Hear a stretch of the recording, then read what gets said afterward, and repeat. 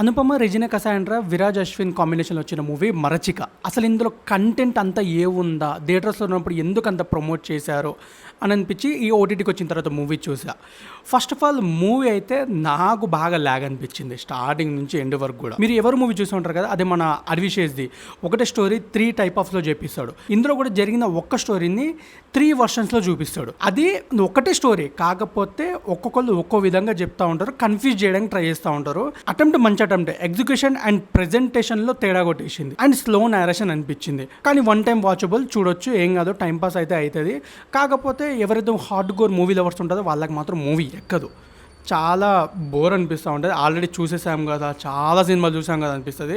కాకపోతే అటెంప్ట్ చేయడం మంచిదే కానీ ప్రాపర్ వర్కౌట్ అవ్వలేదు. ఇందులో 3 మెయిన్ క్యారెక్టర్స్, ఆ 3 క్యారెక్టర్స్ యాక్టింగ్ కూడా బాగానే ఉంటుంది, అనుపమది కొంచెం బాగుంటుంది. సో ఈ మూవీ కనుక మీరు చూడాలనుకుంటే అమెజాన్ ప్రైమ్లో స్ట్రీమ్ అవుతుంది, వెళ్ళి చూసేయండి. ఒకవేళ చూసి ఉంటే ఈ మూవీ మీకు ఎలా అనిపించిందో కింద కామెంట్ చేయండి.